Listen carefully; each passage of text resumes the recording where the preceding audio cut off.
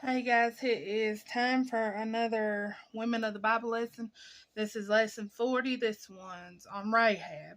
She was a harlot. She hid Joshua's spies in her home and was saved when Jericho was destroyed. She's included in Jesus's genealogy. I'm going to be reading from Joshua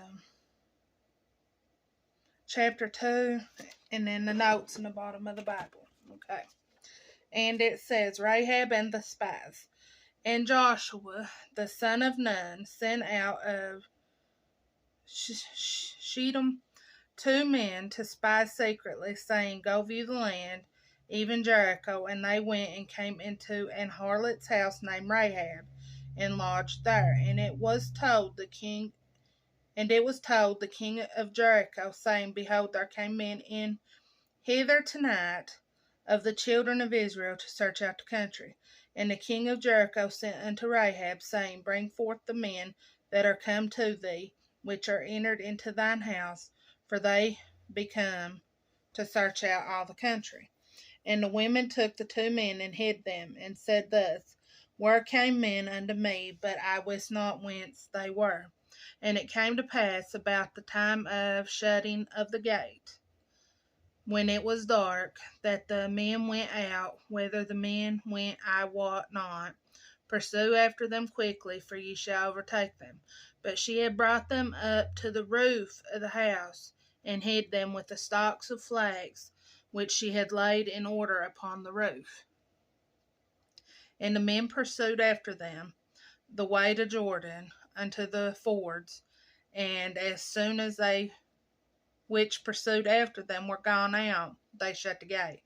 And before they were laid down, she came up unto them upon the roof, and she said unto the men, I know that the Lord hath given you the land, and that your terror is fallen upon us, and that all the inhabitants of the land faint because of you. For we have heard how the Lord dried up the water of the Red Sea for you, when ye came out of Egypt, and what ye did unto the 2 kings of the Amorites that were on the other side of Jordan, Sihon and Og, whom ye utterly destroyed. And as soon as we had heard these things, our hearts did melt, neither did there remain any more courage in any man because of you. For the Lord your God, he is in heaven above and in earth beneath.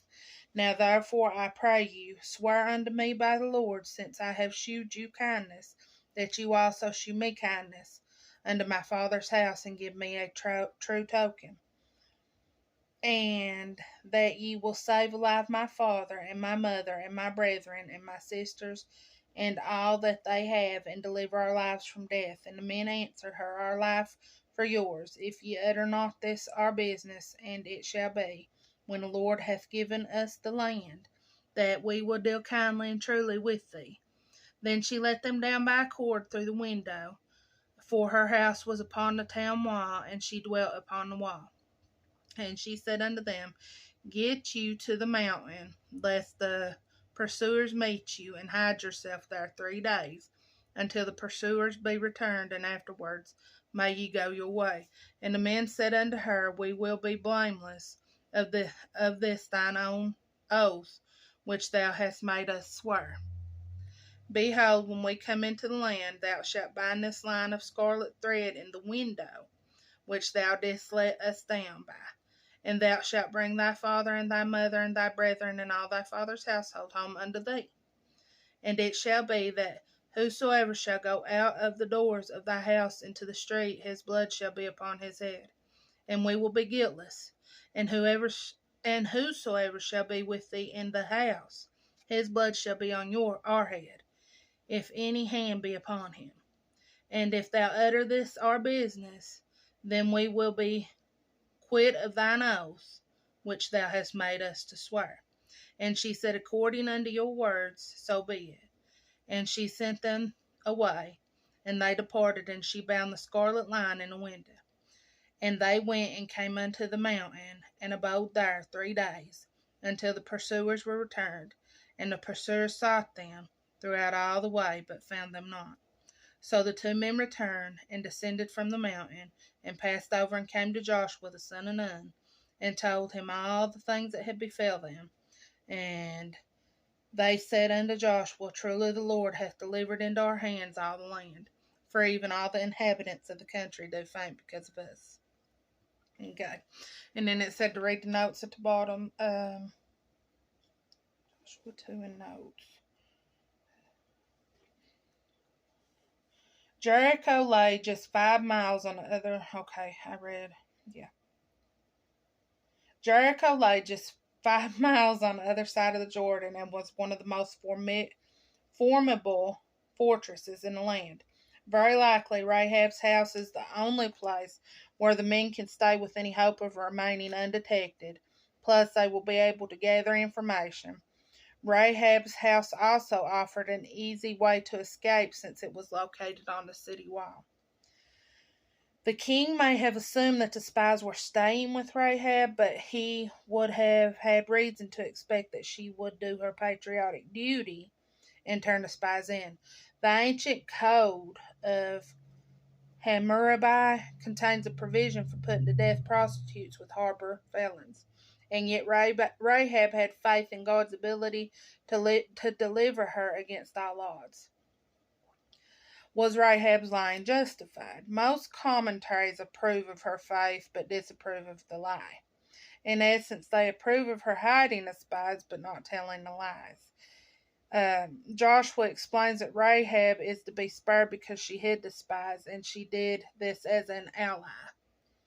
The question of whether her lie was justified by God because it was a matter of warfare is debated by theologians. Obviously, her faith was recognized as sincere regardless of whether her lie was excused by the circumstances. I personally think her lie was excused because without her lying, he would have killed them, and it was meant to be. Rahab's faith, which gives her strong convictions about God, causes her to act to the point of putting her life on the line. She knew Israel would eventually attack the city and destroy it, and she wanted to be delivered and to be on God's side. Rahab is confident in the Lord's power. Somehow she knew that what had occurred at the Red Sea, and that it was the product of sovereign power of Israel's God. Rahab is concerned not only about herself but also her family. This attitude of concern demonstrates God's plan for evangelism, sharing the hope we have in the Lord with those closest to us.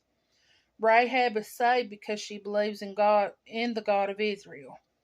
Hiding the messengers is an outworking of her faith. She has come to believe that the God of Israel is indeed the God of the heavens.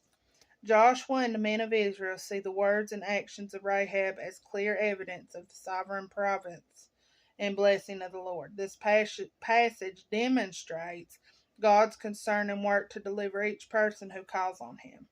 The story also demonstrates that the only thing that can hinder us in doing the will of God and fulfilling our calling is our own unbelief. Our faith should lead to action and ministry to and for others. Rahab reaches out both to the spies and to her household. The inhabitants of the land are terror-stricken. Mentally and emotionally, they are defeated. God had already given the people of Jericho into the Israelites' hands. Note the irony. Jericho's inhabitants are looking at Israel's God and shaking in their sandals.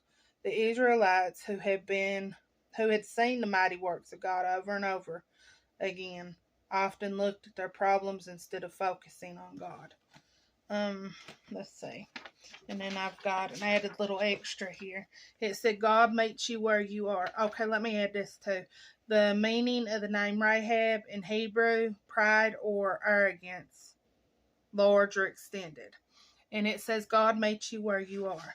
You do not have to get yourself together enough before calling out to him. You do not have to have all the answers before coming to him. You do not have to pretend to be perfect for him. You do not have to hide any of the ugly from him. God will meet you where you are. He is in the business of meeting thieves, liars, cheaters, all the broken alike, all the sin sick and lost. So you can trust He will meet you, but He won't leave you there. He'll bid you to follow Him, and He'll show you the way to walk out of your mess. We all get tired, but there is one who doesn't. There is one who does not tire. One who is big enough for you and all your mess. One that does not give up and leave. One that holds redemption, salvation, peace, joy, and strength in the hand that is reaching for you. One that goes before you, fights for you, and gives you the victory. He meets you where you are and shows you that He is the overcomer. And I wanted to clear something up on here. I'm not condoning her lying about that. That's something she still had to ask God to forgive her for. But she had to lie to keep them safe. If she had not lied to keep them safe, they would have killed her, they would have killed their family, and they would have killed those spies. And that was not part of God's plan. So that is our lesson for this week. I hope you all enjoyed it. I enjoyed reading it. I will see you with our next lesson. I don't know when, in a day, in an hour. It could be anytime, just whenever I upload it. But it will be soon. I love you all. Don't forget to like and subscribe. If you have any comments, leave them. I love y'all, and I'll see you soon. Bye.